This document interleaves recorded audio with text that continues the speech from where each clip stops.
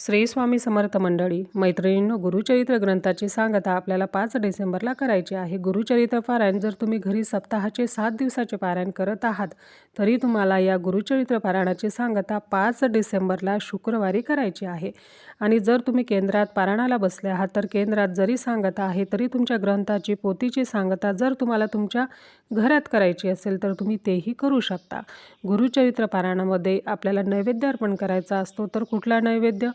तर आपल्याला श्रावणी शेंगा, ज्याला घेवड्याच्या शेंगा म्हणतात, जी भाजी दत्त महाराजांना अतिशय प्रिय आहे, तो नैवेद्य आणि वरण भात, अगदी गोड पुरणपोळी तुम्ही नैवेद्यामध्ये अर्पण करायची आहे। आता जेव्हा तुम्ही केंद्रामध्ये पारायणाला बसतात तेव्हा सांगता किंवा जे काही तुम्ही केंद्रात जेवण करत आहात, तुमची इच्छा असेल तुम्ही केंद्रात जेवण करू शकतात किंवा जो काही शिऱ्याचा आपल्याला प्रसाद मिळतो तो तुम्ही घरी आणून स्वतः ग्रहण करू शकतात।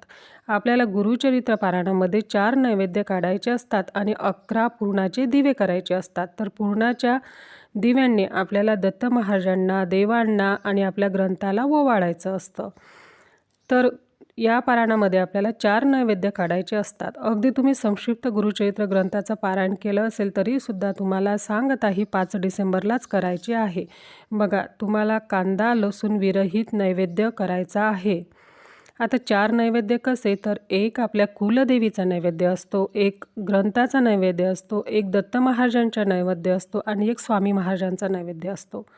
तर असे आपल्याला 4 नैवेद्याचे ताट काढायचे आहेत आणि हे 4ही नैवेद्य देवांना अर्पण केल्यानंतर थोड्या वेळाने घरातल्यांनीच ग्रहण करायचे आहेत।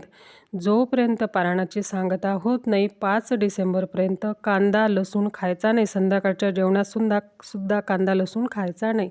सगळे नियम तुम्हाला पाळायचे आहेत, ब्रह्मचर्याचे पालन करायचे आहे, परान्न घ्यायचं नाही। तर हे नियम 5 डिसेंबरचा संपूर्ण दिवस होईपर्यंत तुम्हाला पाळायचे आहेत।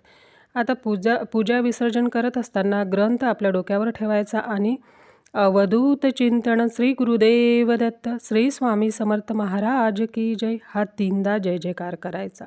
नंतर एखाद्या स्वच्छ कापडात हा ग्रंथ गुंडाळून ठेवायचा आहे आणि ग्रंथ अशा ठिकाणी ठेवा की त्याला वारंवार तुमचा हात लागणार नाही।